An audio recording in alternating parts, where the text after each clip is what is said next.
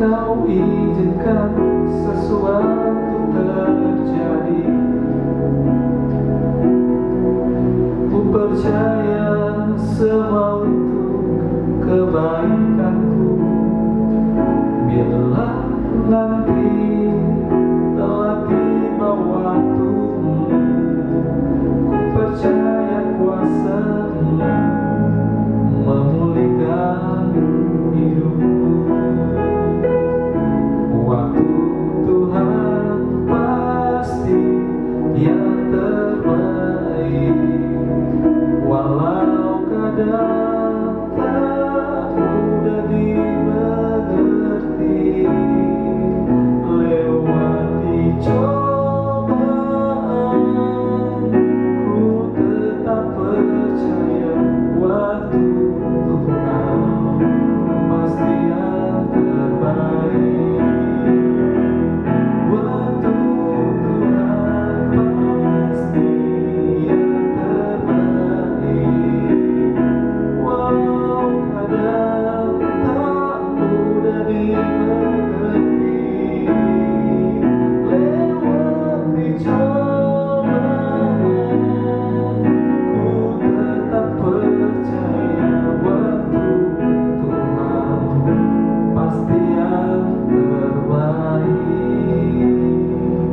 Lewati cobaan, ku tetap percaya waktu Tuhan pasti yang terbaik. Bapa kami yang ada di dalam surga, Bapa yang kami panggil dalam nama Tuhan Yesus Kristus, pada hari yang kudus ini, di mana seluruh umat manusia, orang-orang yang percaya kepada Tuhan datang ke dalam rumah-Mu, baik mereka yang ada di dalam bait suci-Mu maupun mereka yang berada di dalam rumah mereka masing-masing, dimanapun mereka berada. Saat ini kami berdoa, kiranya kami dapat kasih karunia di mata Tuhan, kami boleh mendengarkan firman Tuhan, dan kiranya Tuhan membukakan rahasia-rahasia firman Tuhan bagi kami semua umat Tuhan. Terima kasih, berkati kami semua tanpa terkecuali. Kami semua boleh menikmati berkat-berkat daripada Tuhan pada saat ini. Dalam nama Tuhan Yesus kami berdoa, amin. Puji Tuhan. Saudara-saudara yang saya kasih dalam nama Tuhan Yesus Kristus, dimanapun kita berada, di rumah mungkin yang ada di berbagai tempat di kota Batam, ataupun mungkin yang sedang berada di luar kota Batam, senang sekali berjumpa Anda lewat media online. Kali ini untuk pertama kalinya gereja kita di Perth melaksanakan ibadah online, dan saya percaya Tuhan juga bekerja dalam setiap ibadah-ibadah yang dikerjakan oleh setiap orang percaya di muka bumi di momen-momen kesempatan-kesempatan hari-hari ini. Mari untuk tidak berlama-lama kita akan menikmati firman Tuhan saat ini. Mari kita sama-sama baca di dalam Yeremia pasal yang ke-27 ayat yang ke-5 dan yang ke-6. Saudara yang di rumah boleh membuka ayat Alkitab yang saudara miliki. Yeremia pasal yang ke-27 ayat yang ke-5 dan yang ke-6. Saya akan bacakan firman Tuhan. Akulah yang menjadikan bumi, manusia dan hewan yang ada di atas muka bumi, dengan kekuatanku yang besar dan dengan lenganku yang terentang. Dan aku memberikannya kepada orang yang benar di mataku. Dan sekarang aku menyerahkan segala negeri ini ke dalam tangan hambaku, yakni Nebukadnezar, Raja Babel, juga binatang di padang telah kuserahkan supaya tunduk kepadanya. Saudara-saudara yang saya kasih, dimanapun kita berada saat ini, kita belajar satu kebenaran firman Tuhan dari dalam kitab Yeremia, di mana satu ketika Tuhan berfirman lewat nabinya Yeremia untuk menyampaikan kepada umat Israel bahwa mereka harus masuk dalam sebuah masa pembuangan atau ditawan oleh sebuah negara, raja yang berkuasa saat itu, yaitu Raja Nebukadnezar. Ada poin yang perlu kita pelajari di sini, bahwa yang pertama adalah tidak ada sesuatu hal apapun yang terjadi di muka bumi ini tanpa sepengetahuan dan tanpa seizin Tuhan. Mungkin hari-hari itu sebagai orang-orang Kristen, sebagai orang-orang percaya di masa-masa itu, mereka akan berpikir, bukannya Tuhan adalah penolong saya, bukannya kalau ikut Tuhan itu dijamin kesejahteraan, Tuhan menolong saya dalam segala keadaan. Tetapi kita perlu mengerti bahwa ada waktu-waktu di mana Tuhan mempunyai rencana-rencana yang baik, yang luar biasa. Meskipun terkadang yang kita lihat adalah sesuatu kesusahan. Ayub mengatakan dalam Ayub pasal 42 ayat 2 mengatakan bahwa tidak ada rencana Allah yang gagal. Ya.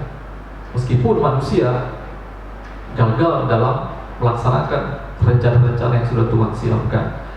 Saudara-saudara, mari kita lihat Yeremia pasal yang ke-27 ini, ayat yang ke-9 dan 11. Kalau kita perhatikan lebih lanjut, ayat ini berkata demikian.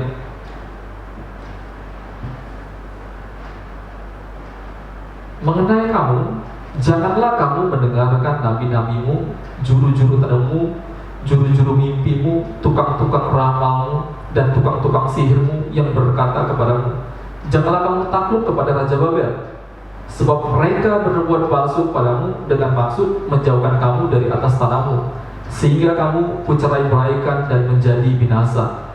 Nah, saudara-saudara, tentu waktu mereka mengalami suatu hal yang merupakan suatu kepahitan karena dibawa dalam sebuah pembuangan di sebuah negara yang bukan negara mereka harus menyesuaikan sesuatu hal yang baru lagi. Ya, mungkin saja banyak orang akan berkata, ini bukan rencana Tuhan, sepertinya ini bukan rancangan Tuhan, karena tidak mungkin rancangan Tuhan yang model-modelnya seperti ini gitu ya. Dan mulailah banyak ilmuwan keluar, ilmu tafsir keluar, juru mimpi, juru tenung dan lain-lain sebagainya. Nah, hari-hari ini juga terjadi di negara kita. Ada kasus bukan saja melanda Indonesia, tapi melanda seluruh dunia. Dan pakar-pakar ilmuwan keluar, saudara, pakar-pakar ilmu teologi, pakar-pakar ilmu kedokteran dan lain sebagainya, semuanya keluar. Mereka menyampaikan berbagai-bagai ilmu yang disampaikan menurut pandangan ilmu yang mereka tekuni mungkin selama ini. Sama juga kejadian ketika bangsa Israel, mereka harus dibawa ke dalam sebuah tawanan, pembuangan saat itu.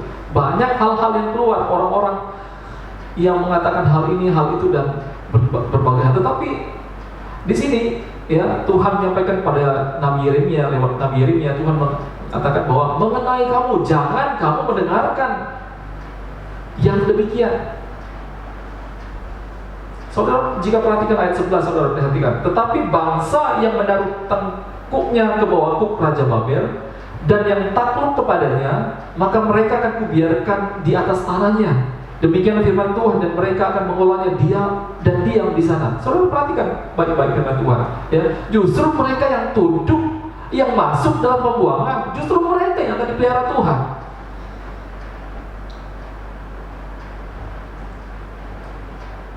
Mungkin ada yang banyak bertanya saat ini, apakah ini benar rencana Tuhan dengan adanya epidemi seperti ini? Akhirnya kita harus tidak boleh beribadah dan lain sebagainya. Saudara-saudara, ini pernah terjadi kepada bangsa Israel.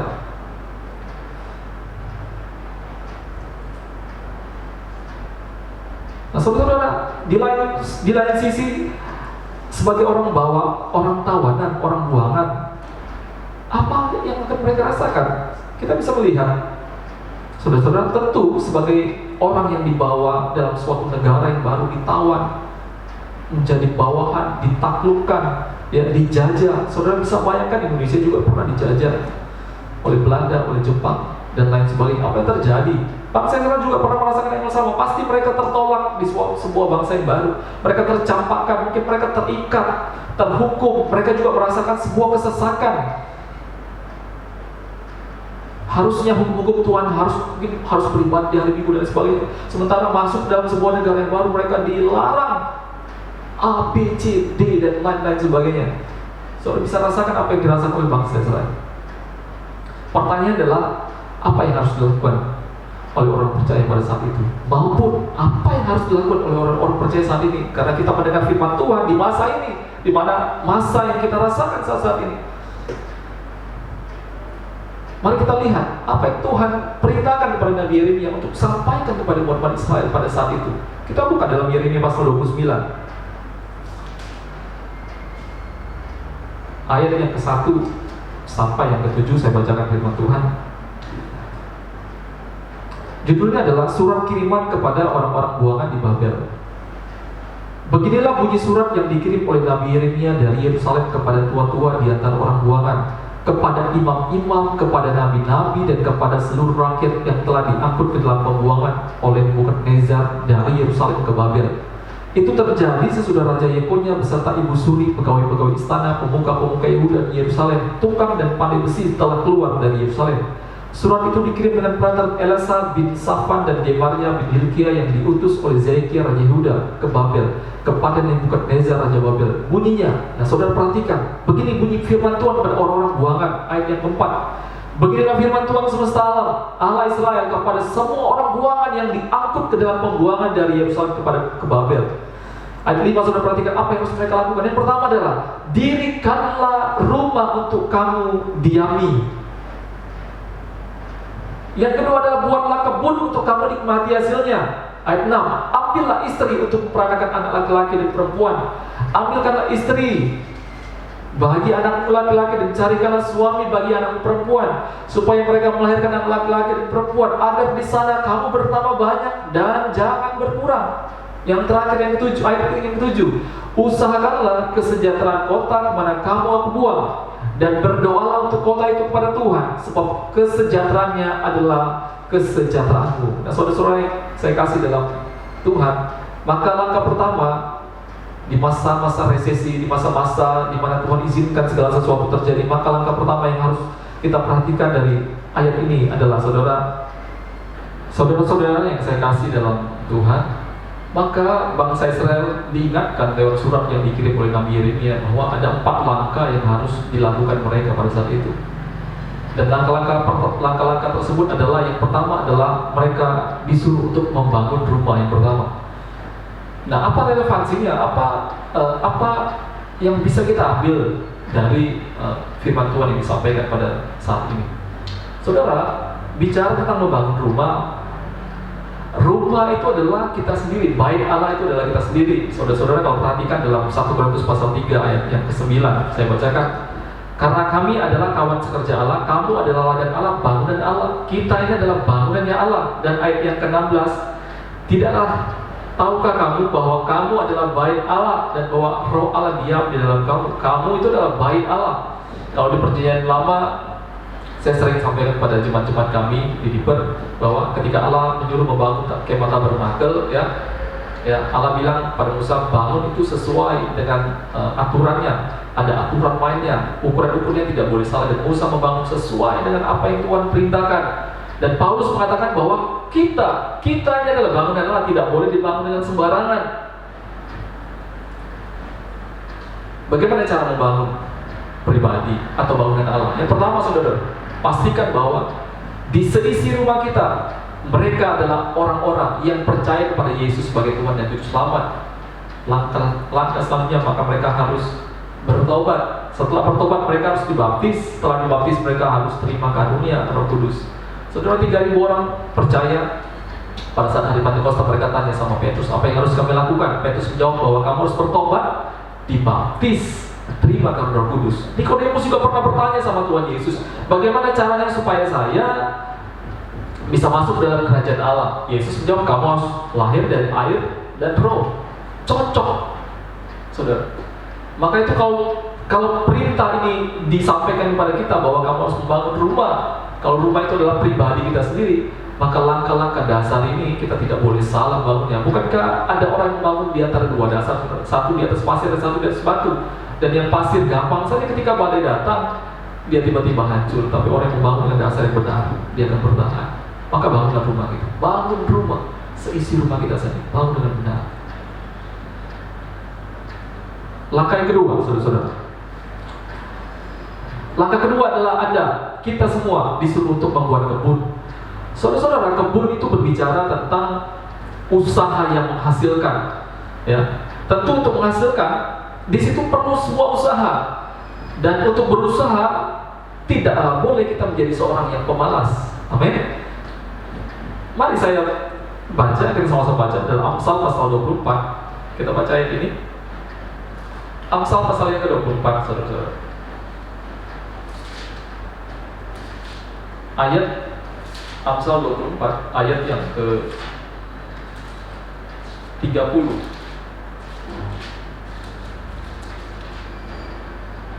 Saya bacakan dan seterusnya. Amsal pasal 24 ayat yang 30 dan seterusnya.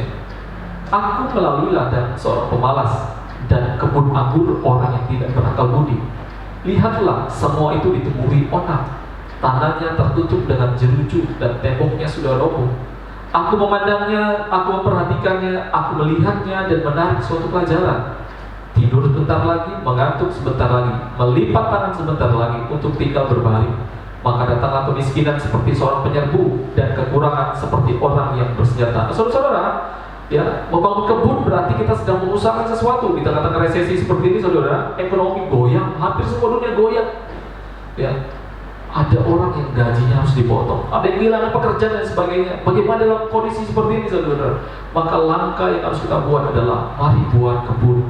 Saudara, saat ini banyak sekali usaha-usaha yang bisa kita kerjakan, usaha online, yang berkebun, beternak dan lain sebagainya. Lakukan apa yang bisa kita lakukan. Jadikan diri kita rajin. Lakukan segala sesuatu yang bisa kita kerjakan. Pelihara keluarga kita, saling mendukung satu dengan yang lain. Ada karunia bakat ilahi yang Tuhan taruhkan dalam setiap anggota sisi rumah Anda. Semuanya bisa saling mendukung. Lakukan segala sesuatu, bangun kebun, hasilkan sesuatu. Yang ketiga, saudara, kita kembali lihat dalam Yeremia pasal yang ke-29 tadi. Saya baca ayat yang ke-6. Di situ kita disuruh ambillah istri untuk memperanakan anak laki-laki dan perempuan. Ambilkanlah istri bagi anakmu laki-laki dan carikanlah suami bagi anakmu perempuan, supaya mereka melahirkan anak laki-laki dan perempuan, agar di sana kamu bertambah banyak dan jangan berkurang. Yang ketiga yang harus kita lakukan adalah pelihara. Kita disuruh membangun komunitas kita. Nah, saudara, kita tentu tahu bahwa orang-orang Kristen, orang-orang percaya, untuk membangun sebuah komunitas, maka syarat pertama yang harus dilakukan oleh orang percaya adalah bangun komunitas yang seiman. Itu hukum yang mutlak yang Tuhan ajarkan pada seluruh orang percaya. Hari-hari ini Anda sebagai kepala keluarga, coba cek semua isi anggota keluarga kita. Hari-hari ini mereka sedang membangun komunitas online di rumah mereka dengan menggunakan handphone dan lain-lain sebagainya. Anda cek di mana mereka membangunnya. Setiap hari ada begitu banyak komunitas yang masuk, informasi yang masuk. Apakah informasi yang diterima mereka adalah informasi yang menguatkan?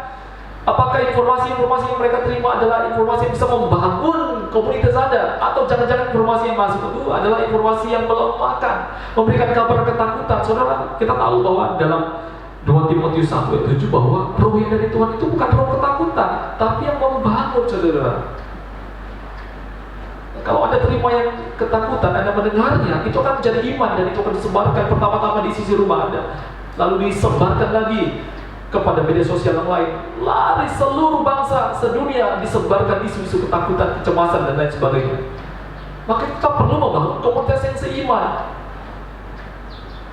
Saudara, kita melakukan ibadah online bukan berarti kita takut dengan pemerintah. Ini salah persepsi. Kita melakukan ibadah online dalam rangka, ya, kita membantu, kita tunduk taat pada kebijakan pemerintah yang ada. Tetapi masalah iman, saudara, saya beberapa kali bicara dengan beberapa rekan-rekan, teman-teman sini, ya, bagaimana cara Anda menjaga kehidupan Anda bersih, terhindar dari virus.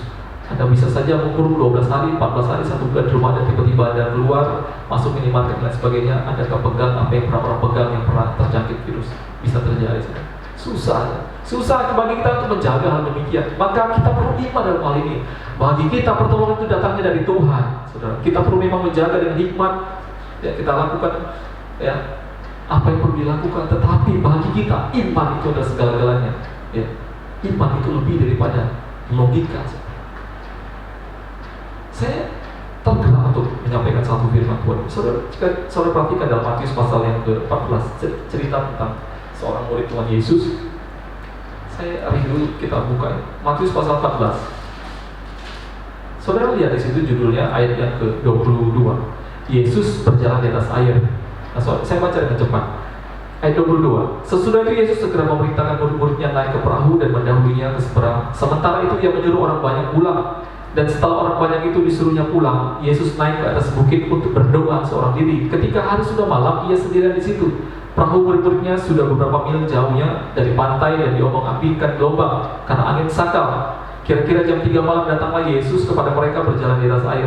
Ketika murid-muridnya melihat dia berjalan di atas air, mereka terkejut dan berseru, "Itu hantu!" Lalu berteriak-teriak karena takut. Saudara-saudara perhatikan baik-baik, ketika Tuhan Yesus datang berjalan di atas air, mereka melihat Yesus itu sebagai hantu, bukan Yesus. Saudara, padahal kalau saudara lihat ayat-ayat sebelumnya, baru saja beberapa jam yang lalu, Yesus melakukan sebuah mujizat yang luar biasa. 2 ekor roti dan 5 ekor roti dan 2 ekor 5 ekor ikan dan 2 roti dibuat Tuhan Yesus menjadi makanan yang bisa dinikmati ribuan orang. Baru saja mujizat yang besar Yesus lakukan, belum lagi mujizat-mujizat lain yang mereka lihat, saudara. Baru saja berapa jam ketika mereka melihat Yesus berjalan di atas air, mereka bilang itu adalah hantu. Kadang-kadang kita sebagai orang Kristen hari-hari juga demikian. Dari kecil kita dididik dengan firman Tuhan, tetap iman, tentang berbagai hal, ilmu-ilmu tentang ketuhanan yang kita pelajari dari sekolah minggu sampai hari ini. Tapi ketika angin itu datang, informasi-informasi datang, kita lebih memilih untuk ikut informasi hanyut dibawa dengan informasi-informasi yang membawa kecemasan, ketakutan, bahkan kita menyebarkan hal demikian. Di mana tentang kehebatan Tuhan Yesus selama ini yang Anda lihat, yang Anda rasakan, yang berjalan bersama Anda selama ini, yang membuat mujizat dalam hidup Anda selama ini?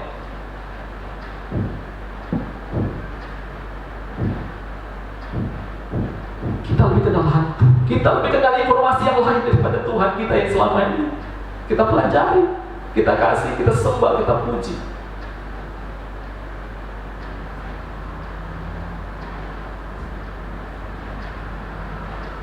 Ayat selanjutnya, saudara, saya bacakan ayat selanjutnya.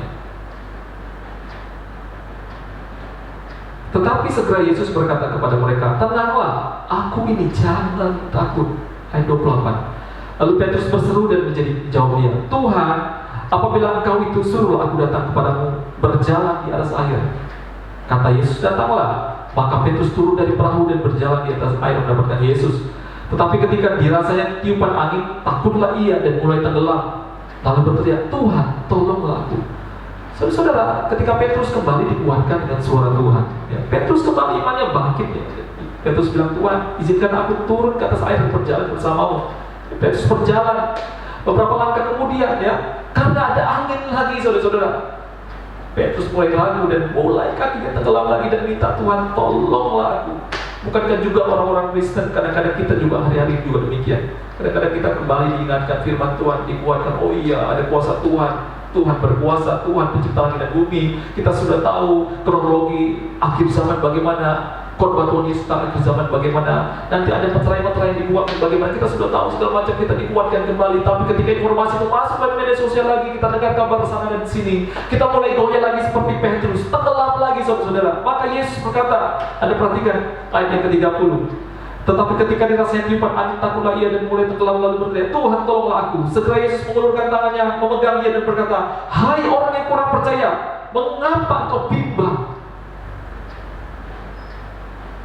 Seluruh saudara-saudara yang saya kasih dalam Tuhan, hari ini juga firman Tuhan datang kepada kita. Hai, mungkin engkau sekarang saat ini sedang, imanmu sedang kuat, kau mulai ikut dengan kecemasan-kecemasan dunia, roh-roh ketakutan yang menyebar ke seluruh dunia, mulai juga kita terimpartasi. Hari ini, yang firman Tuhan mengingatkan kita, menegur kita kembali, hai orang yang kurang percaya, bimbang. Kenapa kau ragu? Karena mulai hari ini, kuatkan iman Anda, kuatkan iman sisi rumah Anda, kuatkan kota Anda dengan perkataan-perkataan positif, perkataan firman Tuhan, kuatkan seluruh dunia. Kita akan bangkit dengan iman, karena iman melampaui segala-galanya.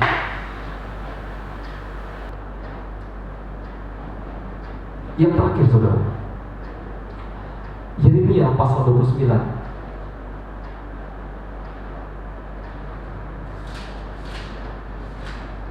ayat yang ke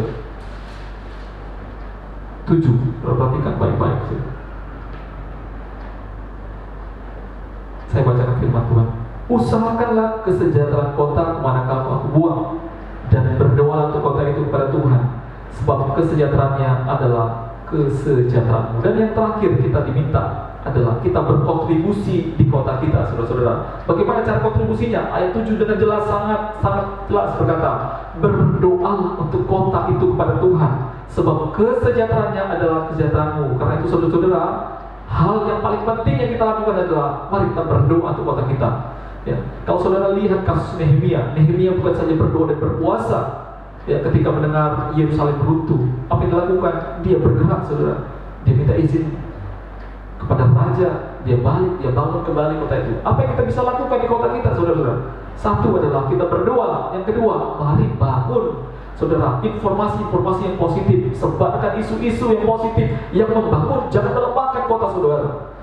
Apalagi yang bisa kita lakukan? Ikuti protokol-protokol pemerintah, kebijakan pemerintah. Seperti kita sekarang saat ini kita diminta untuk berjaga jarak. Kita harus diminta untuk di rumah saja. Kita diminta untuk tidak melakukan ibadah, saudara. Ini bukan karena kita takut, saudara-saudara. Satu hal yang perlu kita ingatkan, saya garis bawah di sini, bukan membuat orang percaya takut, tetapi kita menghargai, kita juga mendukung program pemerintah. Karena di mana firman Tuhan juga mengajar kita untuk taat pada pemerintah yang ada, saudara. Kecuali saudara, peraturan-peraturan pemerintah tersebut adalah peraturan yang membuat kita melanggar hukum Tuhan. Itu bedanya, saudara. Selama peraturan-peraturan pemerintah tidak melanggar hukum Tuhan, kita tidak dilarang beribadah, tapi kita membuat kebijakan-kebijakan lain dalam ibadah. Ini perlu diperhatikan, saudara. Kecuali kita dilarang beribadah, saudara, itu berarti melanggar hukum Tuhan. Saudara yang saya kasih, dimanapun Anda berada hari ini, di setiap hari Jumat, khususnya anggota Diper, seluruh Jumat yang ada, kita dilatih untuk berdoa. Kita minta pesan-pesan Tuhan yang harus kita terima di setiap minggunya. Terima kasih buat doa Anda, puasa yang kita lakukan bersama-sama. Dan hari ini kalau firman Tuhan itu datang kepada kita semua, mari kita dengarkan firman Tuhan dan mari kita lakukan apa yang bisa kita lakukan pada saat-saat ini. Firman Tuhan tidak saya panjangkan, mari sama-sama saja kita berdoa, kita nyanyikan satu pujian. Action. Bila Kau izinkan sesuatu terjadi, ku percaya semua untuk kebaikanku. Bila nanti telah tiba waktumu, ku percaya kuasa-Mu memulihkan hidupku. Waktu Tuhan pasti yang terbaik, walau kadang tak mudah dimengerti. Lewati cobaan, ku tetap percaya waktu Tuhan pasti yang terbaik. Waktu Tuhan pasti yang terbaik, walau kadang tak mudah dimengerti. Lewati cobaan, ku tetap percaya waktu Tuhan pasti yang terbaik. Kita berdoa, saudara. Bapa kami yang ada dalam surga, terima kasih buat kebaikan dan kemurahan Tuhan. Kami tahu kalau kami Tuhan izinkan boleh masuk dalam masa-masa ini, tidak ada satupun masa tanpa seizin dan sepengetahuan Tuhan.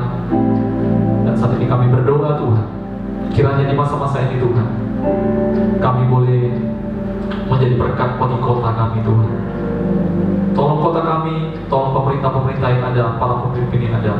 Kuasai mereka, mereka boleh mengambil satu kebijakan yang baik untuk kota kami, untuk masyarakat kami, Indonesia, kota Batam Tuhan. Kami berdoa juga kiranya anak-anak Tuhan diberikan iman kekuatan daripada Tuhan. Kami sadar kami manusia biasa, kami takut, kami khawatir dan lain sebagainya. Tapi hari kami berdoa Tuhan, berikan kami iman yang kuat dalam Kami. Jaga iman kami Tuhan, tolong kami Tuhan. Kami juga berdoa Tuhan, beri kami kerajinan, beri kami ide-ide melakukan sebuah usaha-usaha yang baru untuk agar kami bisa bertahan menikmati hal-hal yang baik di kota kami Tuhan.